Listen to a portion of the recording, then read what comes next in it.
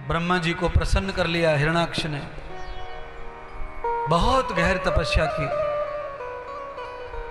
ब्रह्मा जी से वरदान मांग लिया, मुझे विष्णु न मार सके, मुझे कोई नर नारी न मार सके, मुझे अस्त्र शस्त्र से मृत्यु न आए, मुझे दिन और रात में मृत्यु न आए, मुझे सुबह शाम मृत्यु न आए, मुझे इन 12 महीने में मृत्यु न आए, मुझे 4 प्रहर में मृत्यु न आए। ब्रह्मा जी ने कहा तथास्तु तथास्तु तथास्तु।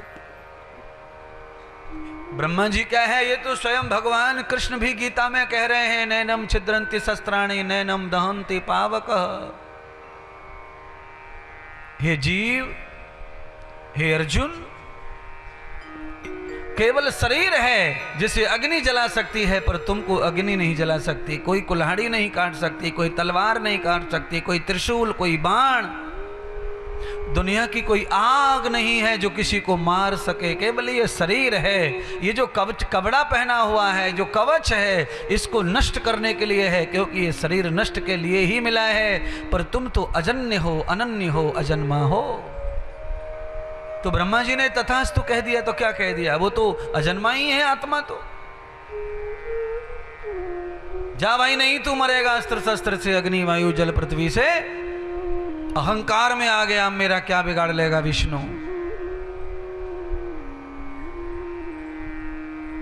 पत्नी ने नारद की कृपा लेकर के नारद को गुरु बना करके गर्भ में पल रहे बच्चे को पूरा वैष्णव बना दिया, पूरा धार्मिक बना दिया, पूरा भगवान का बना दिया। एक माँ अपने बच्चे को जब गर्भ में धारण करती है और उसे संतों का संग देती है, उपदेश का संग देती है, तप और जप से, अपने 9 महीने का व्रत तप जप से करती है, बच्चे की साधना के लिए खुद साधना करती है, तो बच्चा ऐसा ही पैदा होता है। प्रहलाद नाम का बालक पैदा हुआ, कयाधु नाम की महिला जो राक्षस की पत्नी है, बालक उसने धर्मात्मा पैदा कर दिया। वो मन में ठान लिया था कि पति जैसा दुष्ट पैदा नहीं होना चाहिए, तो नारद के समस्त गुण नारद के आगे बच्चे में, नारद को गुरु मान करके बच्चे के साथ रखा।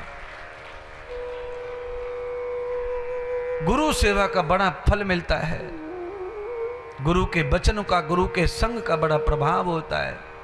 आप 9 महीने बच्चे के लिए क्या चित्र देख रही हैं, क्या चरित्र देख रही हैं, कौन सा रूप देख रही हैं, कौन सी धारणा बना के बैठी है 9 महीने, उस तरह का बच्चा बनता रहता है गर्भ में।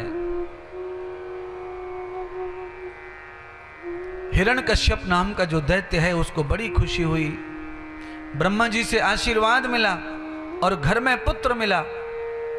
शीघ्र, अति शीघ्र अपने पुत्र को गुरुकुल में भेज दिया पढ़ने शुक्राचार्य के। जाओ असुरीय विद्या सीख के आओ, दैत्य शिक्षा लेके आओ। इस समय पूरा भारत जो है दैत्य शिक्षा में अंधा हो चुका है, राक्षसों की शिक्षा में अंधा हो गया है। सारे के सारे लोग इंटरनेशनल स्कूल, इंटरनेशनल स्कूल। ये इंटरनेशनल नहीं है, ये मैकाले राक्षस की विद्या है, शिक्षा है। तुम समझोगे नहीं। जब तुम्हारे हाथ से सब बच्चे निकले चले जा रहे हैं तो भी तुम समझ नहीं रहे हो। तुम्हारे बच्चे मोबाइल खा रहा है तो भी तुम समझ नहीं रहे हो। तुम्हारे बच्चे तुम्हारी सेवा नहीं कर रहे तब भी तुम समझ नहीं रहे हो। तुम्हारे बच्चे तुम्हारे कहने से विवाह नहीं कर रहे तब भी तुम समझ नहीं रहे हो। तो तुमसे ज़्यादा और कौन अज्ञान होगा। ये तुम्हारी शिक्षा करवा रही है, ये पढ़ाई करवा रही है। तुम्हारे बच्चे तो सनातनी हैं, हिंदू हैं, राम के, कृष्ण के, शिव के हैं, पर ये शिक्षा ने तुम्हारे बच्चों को न राम का रहने दिया, न शिव का रहने दिया, न तुम्हारा रहने दिया है।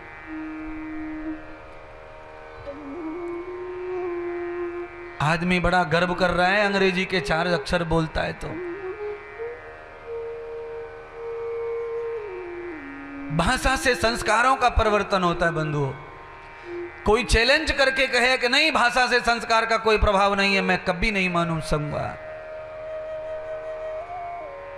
भाषा संस्कारों की जन्मी है।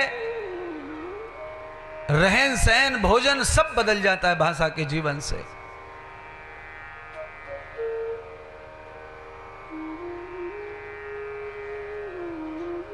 आज आप कथा सुनने आए हैं, तो आप कथा सुनने आए हैं तो देखो आपका जीवन कैसे पांडाल में अलग प्रकार का है। आप जब बाहर आ रहे थे अलग प्रकार का है। यहाँ का बुद्धि चिंतन अलग है, यहाँ सोच समझ अलग है, और यही चिंतन, यही शरीर है, और ये घर जाकर अलग हो जाता है। इतना प्रभाव रहता है भाषा का, विचार का, जगह का, शब्दों का। सदगुरु सुखदेव कहते हैं, राजा परीक्षित, आज उस बालक ने 3 वर्ष की आयु में विद्यालय में जाकर के क्या पढ़ना था, वो तो 3 वर्ष का बच्चा क्या पढ़ेगा।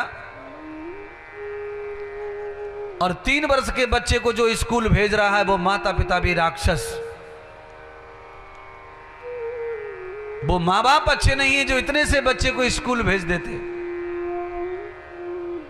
कुछ माता पिता इतने राक्षस हैं, वो ये कहते हैं कि बच्चे को आदत डाल रहे हैं, हम स्कूल की आदत डाल रहे हैं, पढ़ने थोड़ी भेज रहे हैं, अभी तो हम उसे स्कूल जाना सिखा रहे हैं। है। अच्छा बोलो, आजकल की मम्मियां अनपढ़ तो है नहीं? ये प्ले स्कूल जो चल रहे हैं इनमें 10वीं 8वीं 9वीं तक पढ़ी लिखी औरतें पढ़ा रही हैं, और मम्मी डबल एमए घर में। डबल एमए वाली मम्मी नर्सरी नहीं पढ़ा सकती, प्ले नहीं पढ़ा सकती, तो काय को पैदा किया पोथन्ना? औलाद पैदा किसके भरोसे कर रहे हो? जब पढ़ाने के लिए दूसरे टीचर, पढ़ाने के लिए दूसरा स्कूल, तो पैदा क्यों करना? दोनों चश्मा वाले क्या कहना चाहते हो मेरी बात पे? बच्चा पैदा करके कम से कम बच्चे को 10 वर्ष तक तो घर में ही शिक्षा देनी चाहिए। नारद का पढ़ा हुआ बालक पेट से आया है, इसलिए शुक्राचार्य का एक भी सवाल, एक भी प्रश्न हल नहीं कर पाया। शुक्राचार्य ने खूब मेहनत की, साल भर दैत्य विद्या पढ़ाने के लिए, विष्णु के प्रति गुमराह करने के लिए, जन्मदाता पालन करता परमात्मा शिव के लिए विरोध खड़ा करने के लिए, पर वो तो नारद का चेला है, उसके दिमाग में किसी का प्रभाव आने वाला नहीं है। इसीलिए गर्भ में बच्चे को पढ़ाकर पैदा करो। 9 महीने में बच्चा जो पढ़ लेता है वो अगले 9 साल में भी नहीं पढ़ सकता, अगले 18 साल में भी नहीं पढ़ सकता। बंधुओं, सब्जी बनाते समय जो मसाले पड़ जाते हैं सब्जी में, उसका स्वाद अलग होता है। सब्जी खाते समय पर नमक मिर्ची मंगाकर डालने के बाद में आप भले ही जीभ के स्वाद बना लो, पर सब्जी का स्वाद अच्छा नहीं होने वाला। बालक जन्म लेते समय जब निर्माण होता है तभी उसमें सारे रंग भर दिए जावे, तो फिर उस पर दुनिया का फिर कोई रंग दूसरा नहीं चढ़ेगा। पक्के रंग आते हैं गर्भ से, पक्के रंग आते हैं महाराज। अब गर्भ का ही रंग फीका पड़ा है तो बाहर ला करके क्या सिखाएं उन्हें?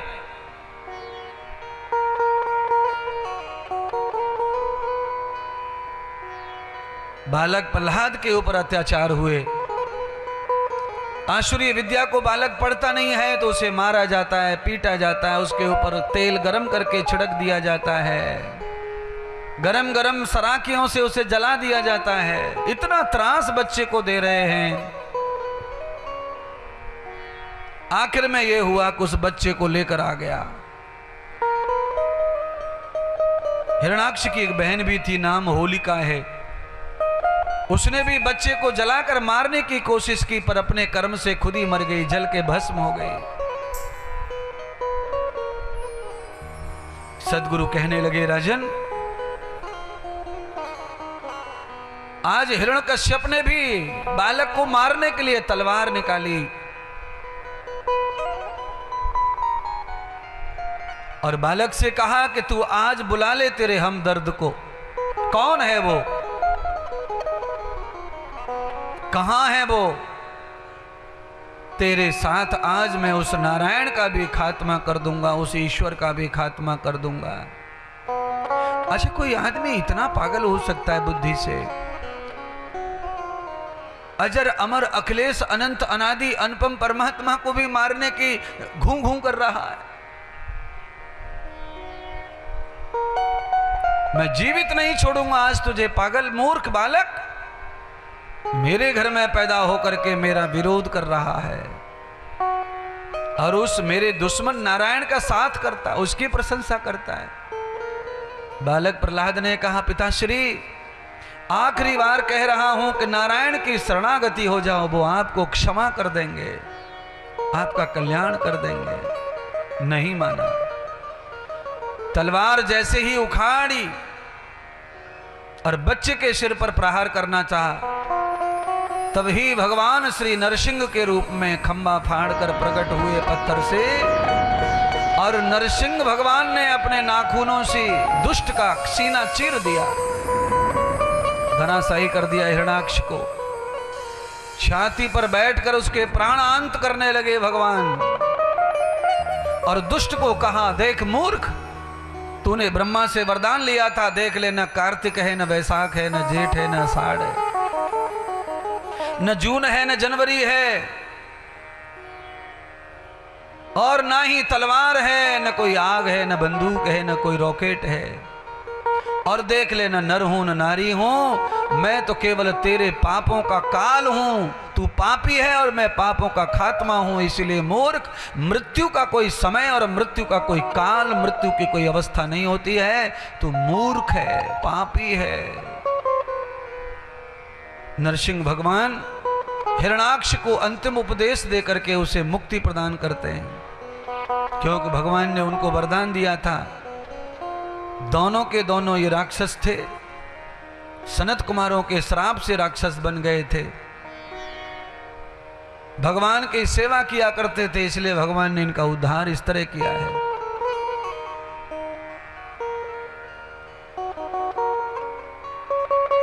प्रहलाद को गोद में लेकर के भगवान आसन पर बैठ गए, बालक को पुचकारने लगे, प्रेम करने लगे, दुलार करने लगे। बालक प्रहलाद को पुचकार कर उपदेश दिया, नरसिंह गीता सुनाई, और बालक से कहा, पुत्र, मैं तुम्हारी भक्ति से प्रसन्न होकर वरदान देता हूं कि अब तुम्हारी 3 पीढ़ियों में तुम्हारे घर में पुत्र, पुत्र के घर भी पुत्र होगा, पर वो राक्षस बुद्धि का नहीं होगा। तुम्हारी भक्ति के और विश्वास के कारण अब तुम दैत्य कुल में तो हो, पर तुम्हारे कुल में भी देवता ही पैदा होंगे।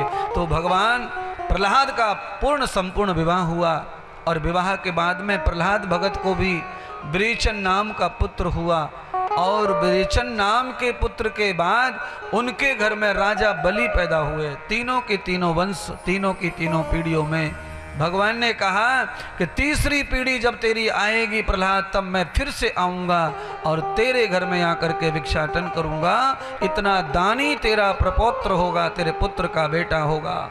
इतनी महान परमात्मा आशीर्वाद देकर गए।